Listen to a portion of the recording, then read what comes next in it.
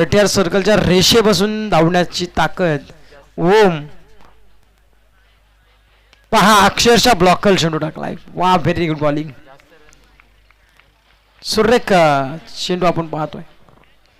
जरी त्याच वेगाने धावत आहेत त्याच वेगाने रिलीज देखील करतायत. टप्पा देखील अचूक ठेवतायत. लाईन देखील अचूक ठेवतायत आणि वेगावरती स्वार होऊन तिन्ही गोलंदाजांनी गोलंदाजी केली आहे. चांगली गोलंदाजी पाहायला मिळते.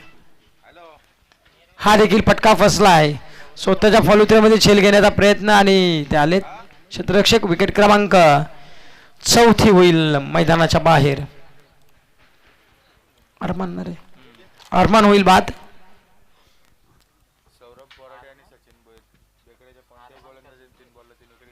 अरे झालं आता मग खपला कारभार. 4 चेंडूचा खेळ शेष आहे. ज्या वेळेस पहिला चेंडू पडला त्यावेळेस बक्षिसांची कैरात व्हायला हवी होती परंतु शेवटचे 4 चेंडू राहिले त्या बक्षीस लावतायत. नेक्स्ट मॅच देखील आहे त्यात काही शंकाच नाही आहे. त्यावेळेस आपण ते बक्षीस जरूर लावूयात.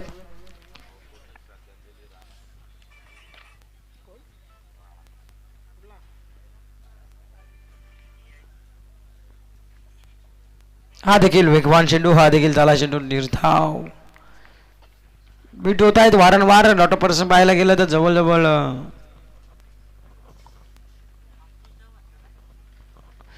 13-14 चेंडू टोटल निर्धाव गेलेत. या मॅच मध्ये 14 चेंडू निर्धाव खेळलेत ते पुट्टल बाली संघ.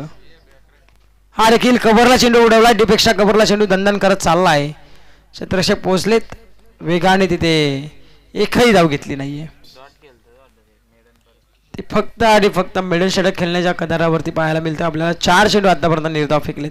फटकेबाजी येते परंतु धाव घेत नाही म्हणजे मिडल षटक त्या गोलंदाजाच्या नावावरती पडणार यात काही शंकाच नाहीये. इथे देखील लिडिंग एज तिसऱ्या अटेम्प्टला पकडली जाते झेल आणि संपवलाय बॅट्समनचा पुनश्च एकदा खेळ. शेवटचा आणि अंतिम चेंडू या मॅचचा पाहायला मिळतो आपल्याला. पूर्णतः औपचारिकता बाकी राहिले. चला लगेचच ममदापूर संघाचा कर्णधार आपण उपस्थित व्हा. शादान आपण पाहतोय. शादान गेलेत नवीन बॅट्समन.